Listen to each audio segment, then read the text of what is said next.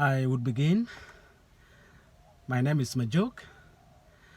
I'm a South Sudanese Australian from Alor County of Western Lake State, Rumbek area.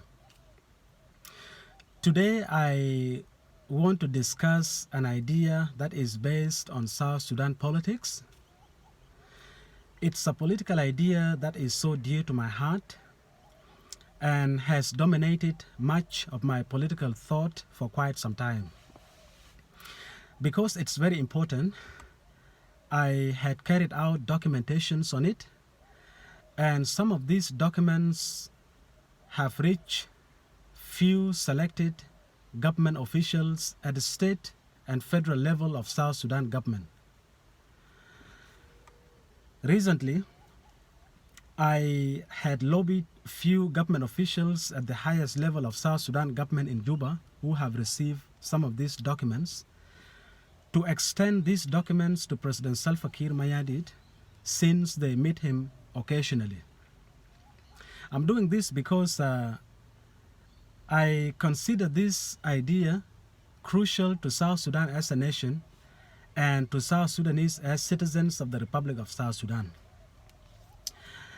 Before I embark on this topic, allow me to say briefly that I have been away from social media for quite some time now due to the fact that some of our people, South Sudanese, have turned social media, especially Facebook, into a war zone where they bombard each other on the daily basis with negativities based on personalities. And because of that, Facebook has become a less attractive avenue to appear in form of videos. This reason is why some of us have taken a back seat and become spectators in a state of regular participants like before. Some of you might be aware that I'm one of the first few people who started appearing on social media in form of videos since 2013, briefly after the eruption of violence in Juba between South Sudan government and opposition elements. By that time, from 2013 all the way to 2017 or thereabout, Facebook was a very quiet, enjoyable and peaceful place where we debate and analyze various topics on South Sudan politics peacefully. Unfortunately, the emergence of live, there is something called live on Facebook, has turned most of our people wild. And some of our people have become very wild to the extent where they become so disrespectful to each other. And because of that, like I said before, Facebook has become a very bad place. And this is the reason why I decided to relax for some time. So this is what I want to clarify first. Now, to get into my topic, I said before that I want to discuss a political idea that is based on South Sudan politics. And this idea is my personal opinion.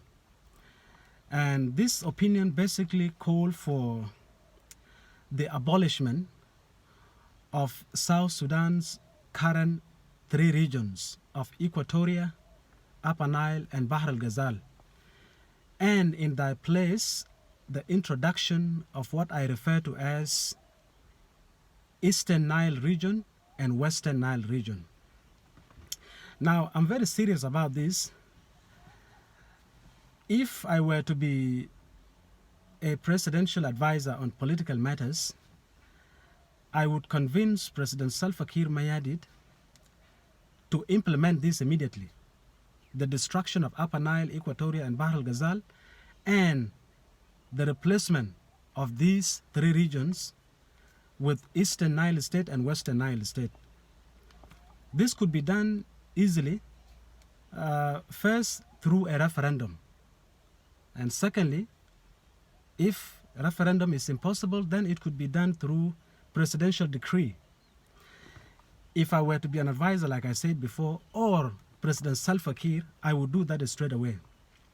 Now, what is the reason I'm calling for the dissolution of Equatoria, Bahr el-Ghazal, and Upper Nile, and putting in their place of Eastern Nile region and Western Nile region?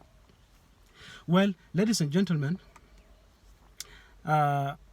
since the eruption of violence in 2013, some of us have become highly concerned about the future of South Sudan. We know that from 2013, there was only one armed opposition movement, the SPLA in opposition. But while we speak at the moment, we have multiple movements. And the funny thing about these movements is that they are based either on regions or on tribes. And this is the reason why they are so vulnerable to South Sudan government. Because the SPLM in opposition, the mother of armed movements in South Sudan, is defeated, irregardless of how you look at it.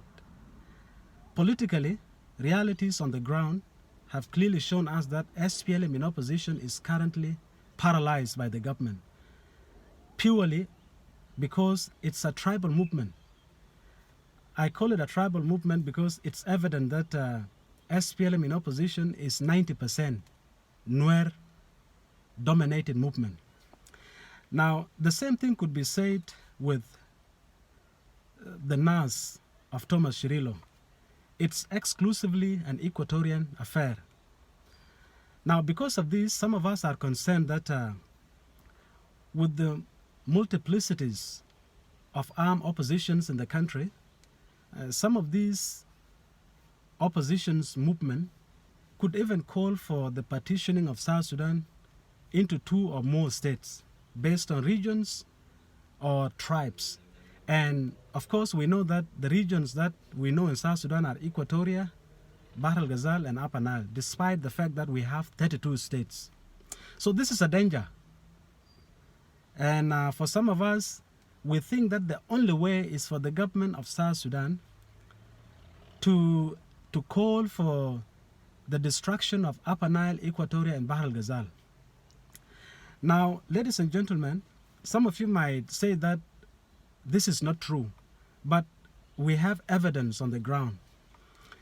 In the 80s, the major problem was in Equatoria during the Kokora, for those of you who might remember it.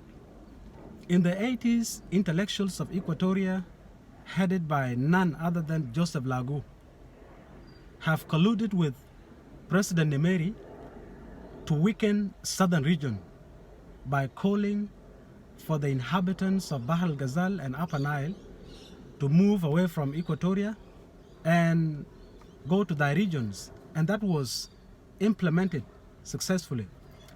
But the events that followed have forced President Nimeri to reverse the so-called Equatorian intellectuals division of southern region. Now, it happened before, so it's a fact. There is no denial about that. At the moment while we speak, the threat is in Upper Nile and to the lesser extent, Equatoria. Now, I'm saying this because there are some individuals within SPLM in opposition that attempt, although they don't do it officially, call for the separation of Upper Nile. So this is a fact. It's a reality.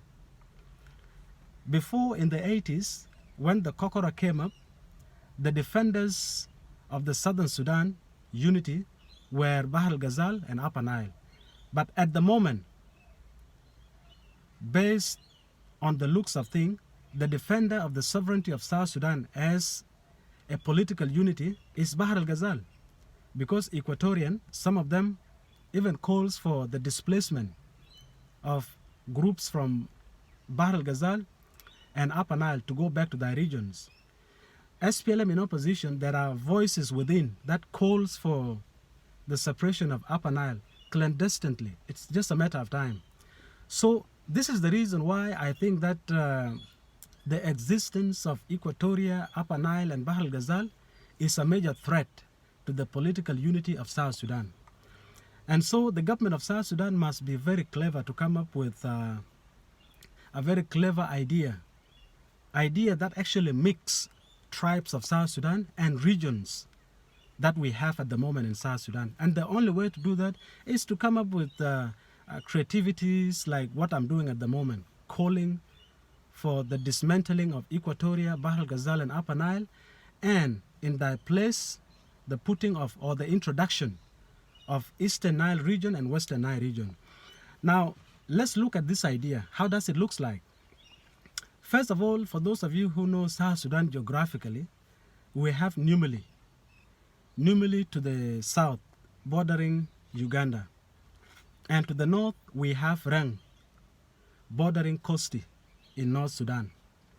Now, the mighty Nile passes from Numili in the south, dividing South Sudan squarely into two, passing all the way to Juba, to Bor, to Yerul, to Malakal, all the way to Rang. Now, the beauty of this is that it mixes most tribes in South Sudan, especially Denka and Nuer, and some tribes in Equatoria. Now, practically speaking, you can see that for those of you, like I said before, who know the geography of South Sudan, now tribes such as Taposa, Latuka, Murle, Jia, Anuak, and some groups of Nuer are found on the eastern part of the Eastern Nile region.